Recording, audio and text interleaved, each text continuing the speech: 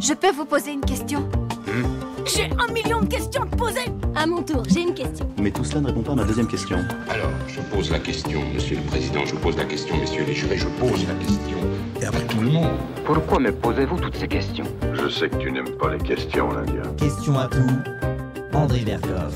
Ça te fatigue pas toujours de poser des questions tout le temps? Oui, alors nous parlerons ensuite de l'éducation, effectivement, parce que là, c'était la question, et on va revenir à Roxane là-dessus. Bonjour Sébastien Chevet. Bonjour monsieur Verkoff. Alors Sébastien Chevet, vous, je ne sais pas si vous avez entendu ou vous avez parlé d'une partie, vous avez vu ce qui se passe avec les taxes, ce qui se passe effectivement, l'ouragan des taxes. Et moi, je suis venu pour prendre un peu de distance avec vous et je vous ai demandé de venir parce que vous êtes un spécialiste de quelqu'un qu'on a complètement oublié, ou pratiquement complètement oublié. Et je voudrais vraiment le remettre sur le... C'est Maurice Allais. Maurice Allais, avant Philippe Aghion, a été le dernier prix Nobel français d'économie. C'est bien ça. Physicien et économiste. Physicien et économiste. C'était d'ailleurs, il l'a eu vers quelle année, vous savez, à peu près? C'était 19... Non, Il fait son dernier discours le 9 avril 1999 à l'UNESCO. Oh, c'était avant, c'était... 9 avril 1999, c'est ça? Il fait son dernier discours à l'UNESCO. Oui, d'accord, voilà. Alors, Maurice Allais, mais... Alors Maurice Allais, par rapport à la situation d'aujourd'hui. Disons, Maurice Allais, il a été ostracisé, considéré comme l'économiste maudit. Pourquoi? Simplement parce qu'il avait pour habitude, et dans ses travaux le démontrait, de s'attaquer aux faits, de décrire la situation. Quand il décrit la situation de la catastrophe de 29 aux États-Unis, il fait son voyage aux États-Unis et il constate que les gens n'ont pas d'analyse, ne connaissent rien à rien, considèrent que la crise de 29 a été liée à des raisons protectionnistes, alors que déjà à cette époque, la cavalerie de la dette ne cessait de courir, et après coup, les mesures protectionnistes ont permis d'endiguer la crise et de revenir à des situations normales qu'ont connues après, dans les années 50-60, les États-Unis. Donc déjà, c'est... Roosevelt, le New Deal et compagnie. Exactement. Donc déjà, on part sur des choses qui sont erronées. Pareil pour ce qu'il avait prédit pour l'Europe, c'est-à-dire, évidemment... il avait défini les deux types de protectionnisme. Le premier protectionnisme, c'est un protectionnisme que vous avez à l'égard de pays de même niveau. Donc celui-ci, il est à bannir. Mais par contre, il faut mettre en place un protectionnisme à l'égard de pays qui n'ont pas du tout les mêmes normes, qui n'ont pas du tout les mêmes exigences sociales. Et celui-ci, on a l'ardente obligation de le mettre en œuvre. Pourquoi? Parce qu'il faut protéger les zones qui sont à l'intérieur des pays qui s'y trouvent. Pour que le commerce puisse interagir, pour que les sociétés puissent se développer. On prend un exemple. Prenez l'exemple par rapport à la situation d'aujourd'hui. Un petit producteur de bois. Ouais. En France, même si ces planches de bois, une fois fabriquées, sont formidables, il ne pourra pas concurrencer celles qui viennent d'Indonésie, du Brésil, d'Argentine ou de Chine. C'est pas possible. Donc, il aurait fallu, ça a été une erreur suicidaire de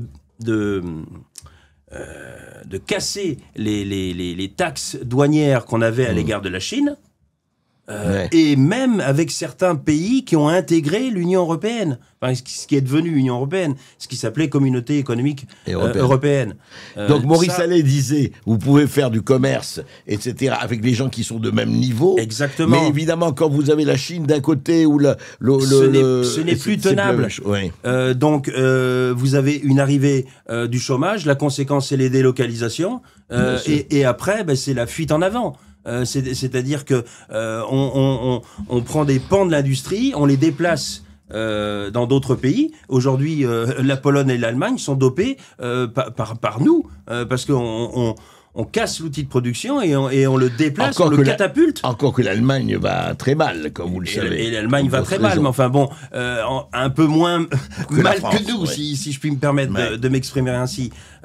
Donc il faut ardemment remettre des taxes douanières, ensuite relancer notre programme énergétique, se rabibocher avec nos producteurs, nos distributeurs d'énergie, que sont l'Algérie et la Russie, passer des accords bilatéraux avec d'autres pays et revenir à ce qu'a fait Marcel Boiteux, qui est le père de notre EDF, de nos centrales nucléaires, de 67 à 87, c'est-à-dire relancer notre indépendance énergétique. Qu'est-ce que veulent les Français? Ils veulent 3 choses. Ils veulent retrouver un emploi, acheter du pain bien cuit, parce que j'ai fait un petit sondage autour des boulangers. Aujourd'hui, les boulangers en France, ils coupent les fours. Pourquoi? Parce que ça coûte de l'énergie, et c'est un coût, et évidemment, ce coût-là, ils ne peuvent pas le répercuter à leurs clients, tout bonnement parce qu'ils ne peuvent plus payer. Et la troisième? Et la troisième, c'est la dignité. Les gens ont besoin de retrouver leur dignité d'antan. Mais Voilà. alors, dites-moi ce que vous dites, Sébastien Chevet, c'est sulfureux. Là, on va vous envoyer en prison. Voilà, je vais appeler la police qui va vous attendre au pied de Bercoff sur le vif de Toxin et on va vous envoyer en prison. Non, mais parce que le problème, c'est que oui, mais attendez, ça veut dire comment je peux faire ça si l'Europe, l'Union européenne, en tout cas telle qu'elle est, les tarifs, c'est plus moi qui décide ou c'est encore moi? La question que je pose aujourd'hui. Par exemple, un gouvernement, quel qu'il soit, veut imposer des tarifs douaniers. Est-ce qu'il peut le faire en dehors de l'Union européenne? Mais non, ou pas? Il peut pas. Nous sommes à l'intérieur de l'Union européenne, nous on sommes peut rien vassalisés, faire. Voilà. nous sommes téléguidés. Je ne peux pas, moi, avoir une politique tarifaire en France seule. Non. Impossible. Non, voilà. impossible. D'accord. On est arrimé à l'Union européenne. Union européenne que l'on ne connaît pas parce que les commissaires, au passage, ne sont pas élus par le peuple. Voilà. Donc, ce sont des gens qui décident, qui sont souvent sous la pression de certains lobbies, plus ou moins puissants, plus ou moins influents, mais au final, c'est le peuple qui trinque. Si on prend l'exemple d'EDF, aujourd'hui, la politique, c'est d'acheter à un prix très élevé au Qatar et aux Américains. La conséquence, c'est que notre fleuron d'antan EDF a aujourd'hui 50 milliards de dettes. Et qui paie l'addition? La ménagère. D'une manière générale. Le contribuable. Le contribuable. Ouais. Donc c'est ça qu'il faut relancer ardemment. Sans ça, il en sera fini sauf que de mais notre ça, pays. ça veut dire, Sébastien Chevet, quand vous dites ça, soyons clairs, il faut sortir de l'Union européenne pour vous. À terme, oui. Vous êtes Frexit. Moi, je suis pour sortir de l'Union européenne, pour retrouver des marges de manœuvre, et considérant que les 2 plateformes aujourd'hui qui existent au monde, G7, G20, d'un côté, et de l'autre, la plateforme BRICS, vous avez une plateforme qui est sur la contrainte, toujours on vous impose de faire ceci et cela, dans différents domaines, écologiques, économiques, sociologiques.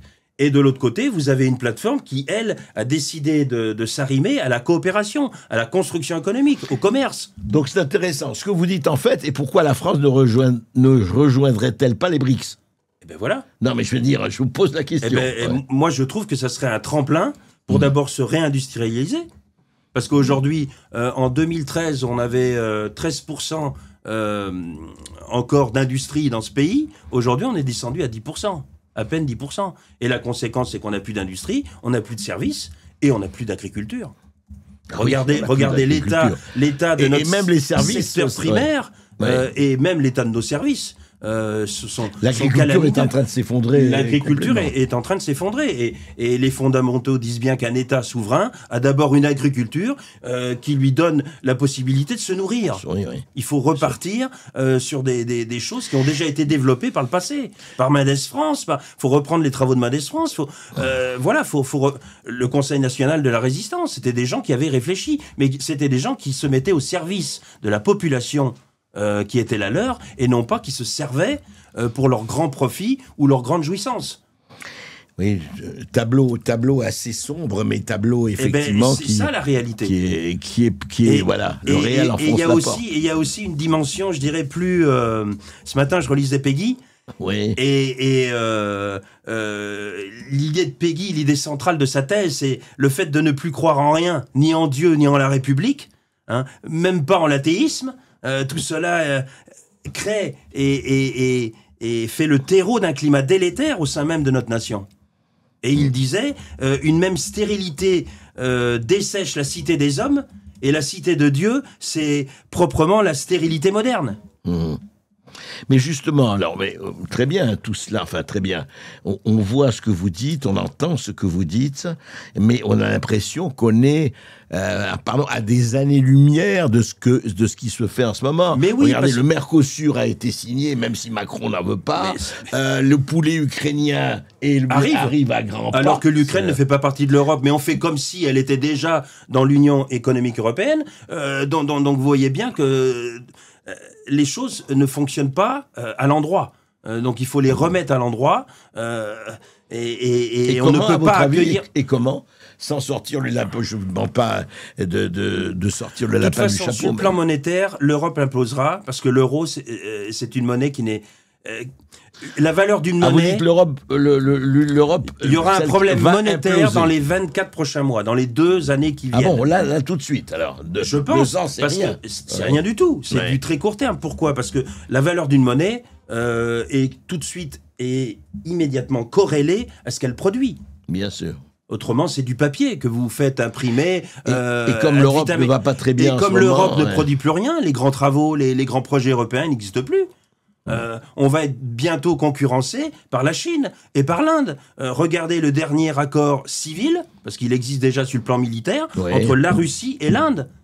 La Russie a passé un accord avec l'Inde pour que l'Inde fabrique ses avions pour partie, ou grande partie, en Inde. Ça, c'est des... Et il se passe très bien du dollar, et il se passe très bien de la technologie de Boeing, encore que Boeing a beaucoup de problèmes, parce que, bon, au niveau de ses avions, de la fiabilité de ses avions, et en tout cas d'Airbus. Donc, ils ont créé autre chose qui leur permet d'être indépendants sur, comme je le disais précédemment, la coopération et le développement économique.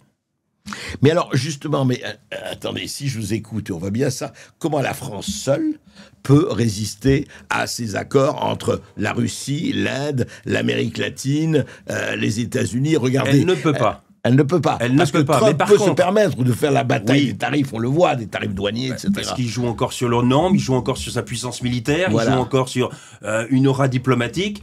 Et je pense que Trump a pour vision de recentrer les États-Unis sur le continent américain.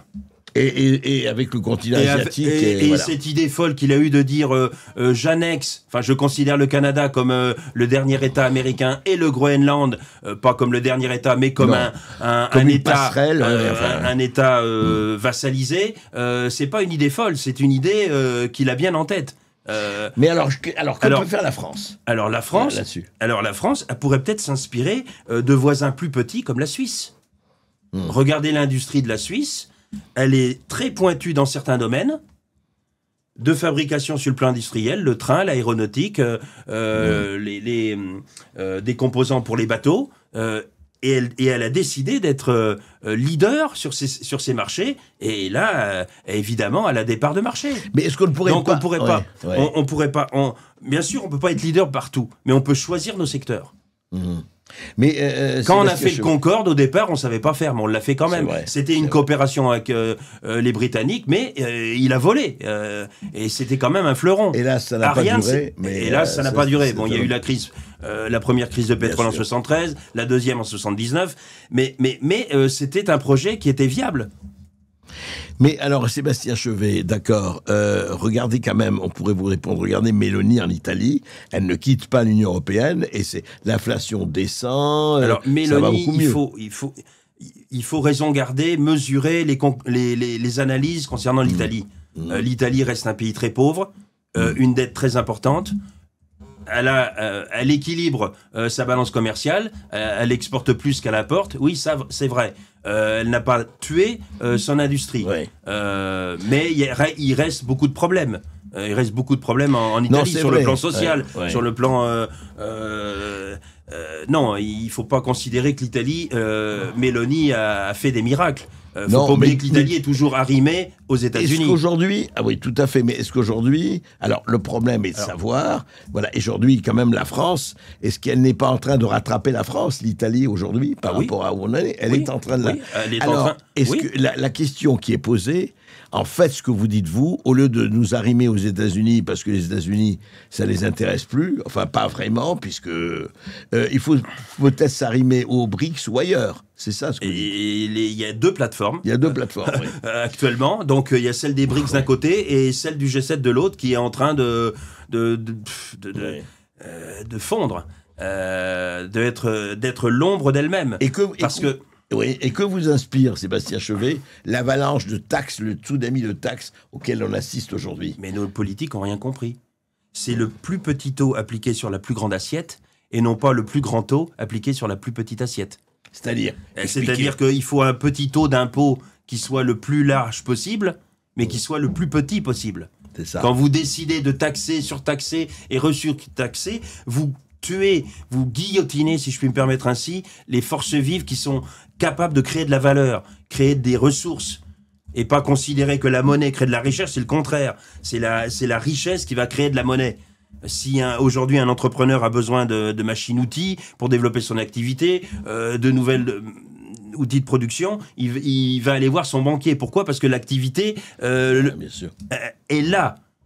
Donc c'est l'activité qui crée. Et comme on disait avec effectivement tout à l'heure, le truc terrible, c'est qu'aujourd'hui, les entrepreneurs ne pensent qu'à diminuer, à désembaucher, à licencier. Pourquoi ? Parce qu'ils sont sous une pression fiscale qui sont incapables de répercuter au consommateur, parce que le consommateur, lui, le crédit est coupé et ne peut plus payer. Si vous traduisez en francs 1,30 €, 1,30 € le prix d'une baguette, ou 1,40, on se dit, mais c'est pas possible. On marche sur la tête. Pareil pour le litre d'essence. Les gilets jaunes, c'était 1,4. Oui. Là, je suis passé devant une station essence, on est à plus d'1,90. Oui. Et les gilets jaunes avaient été sur les ronds-points parce que c'était 1,4. Voilà. 1,40. Donc, on est hors sol. On a une classe politique qui est hors sol. Parce qu'ils sont dans la lubie mondialiste. Ils contournent les institutions aisément, utilisent le 49.3 qui n'est plus, qui a été dénaturé, parce que le général de Gaulle, c'était pas ça. Sébastien Lecornu dit qu'il ne veut plus utiliser le 49.3. Mais enfin, ils trouveront d'autres choses. Et il reste plus que les ordonnances. Mais c'est une manière différente, disons jumelle, de passer en force et de faire un budget qui n'est pas du tout adapté à la situation. Ce qui est fabuleux. Alors, je voulais demander, moi, parce qu'on en a parlé avec Charles Melser tout à l'heure, qu'est-ce que vous pensez de cet impôt, alors sur le patrimoine improductif, qui comprendrait ce que Dixit Bardella, le portefeuille d'actions et le portefeuille d'obligations? Ça veut dire voler les gens. Carrément. Ah ben oui. Ouais. Ça s'appelle voler.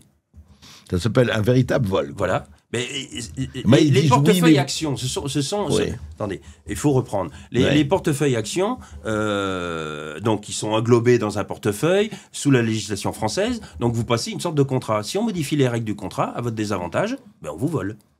Ouais. Tandis que si vous achetez un titre en votre nom propre, si vous achetez des biens précieux, là, vous avez main sur votre épargne, votre actif. Là, c'est une manière de voler. Et puis, l'aubaine est idéale, parce que l'assurance vie en France, c'est grosso modo 1600, 1700 milliards. Donc, pour se refinancer, on se refinancera sur le dos de la ménagère qui a difficilement à la sueur de son front épargné. Donc, si je vous suis bien, Sébastien Chevet, l'intention actuelle étant, l'épargne des Français étant à peu près de 6 000 milliards à 7 000 Alors, milliards. Alors, si on compte tout, oui. Si on compte tout. Si on compte tout, c'est ça. On arrive est-ce qu'Alibaba, les 40 voleurs, vont lorgner vers ce pactole, alors que chaque Français a travaillé pour cela. Oui, mais c'est très probable. Et vous savez, sous la mandature Hollande, il y a eu les lois Sapin 1 et 2, qui permet déjà de ponctionner l'épargne des Français. Donc c'est tout à fait légal. C'est déjà, disons, sur les rails. Ça n'a pas été encore activé, mais c'est déjà effectif.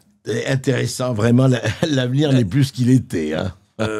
Disons que l'avenir avec des gens qui n'ont plus l'amour. Il faut retrouver l'amour de la nation, l'amour de la population française, de la disparité de ces régions, des particularismes régionaux, communaux. Et à partir de là, vous recréez un maillage social qui vous permet de relancer une activité économique. Nous sommes en récession, dans une atmosphère délétère. Pourquoi ? Parce que nous avons perdu aussi ce maillage social. Ouais. Et ça vient d'en haut. Il faut reprendre une vidéo de Chirac. Chirac rentre dans un café, il dit « tournée générale ». Il regarde les gens dans les yeux. Et ça n'émeut personne. Tout le monde s'agrège à sa personne. Macron a fait la même chose. Les gens se sont demandé, mais qu'est-ce qu'il nous veut, ce monsieur ? Ouais. Où il va nous la faire ?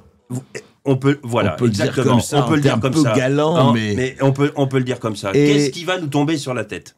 Voilà. Non, c'est une description du paysage intéressante. Et d'ailleurs, quand on reprend Allais, le 9 reprenons avril, Allais. Maurice Allais, je le rappelle, lisez-le vraiment. Vous qui nous écoutez, lisez Maurice Allais, c'est passionnant. Le 9 avril 99, il prononce cette phrase. En réalité, l'économie mondialiste qu'on nous présente comme une panacée ne connaît qu'un seul critère, l'argent. Elle n'a qu'un seul culte, l'argent. Dépourvue de toute considération éthique, elle ne peut que se détruire par elle-même. Le passé ne nous offre que trop d'exemples de sociétés qui se sont effondrées pour n'avoir ni su concevoir, ni réaliser les conditions de leur survie. Les perversions du socialisme ont entraîné l'effondrement des sociétés de l'Est. Mais les perversions laissez-fairistes d'un prétendu libéralisme nous mènent à l'effondrement de notre société. Ça, c'était en 99. Le laisser-faire. Voilà. Vrai. Eh bien, écoutez, c'est bien de citer Maurice Allais encore une fois. Merci Sébastien Chevet, merci de l'éclaircissement. On continue à en parler. On a une question du chat, peut-être que je peux vous la poser. Oui, allez-y, si ça vous va. Alors, il y a des personnes qui se demandent dans quelle mesure la différence de salaire médian entre la France et des pays comme celui de la Suisse, par exemple, s'explique réellement par la fiscalité plutôt que la productivité, le coût de la vie ou la structure du marché du travail. Alors, en Suisse, vous avez une fiscalité qui est moindre, vous n'avez pas de chômage, et vous avez un développement économique qui n'est pas celui de la France. Et vous avez des protections douanières. Et sachant aussi qu'eux peuvent battre monnaie, nous non. Donc ils ont le pouvoir monétaire. Oui, c'est vrai qu'ils ont sont pas dans l'euro. Nous, on a délaissé, mis de côté ce pouvoir qui nous serait bien utile aujourd'hui. Et d'ailleurs, les Anglais, eux, n'ont pas fait cette erreur. Ils étaient dans l'Europe, mais ils ont gardé leur livre sterling, c'est-à-dire leur pouvoir monétaire. Oui, ce qui change tout à fait la chose. Ce qui change tout. Parce qu'on peut, évidemment... Sébastien Chevet, restez avec nous. On parlera de tout ça après la fin de l'émission.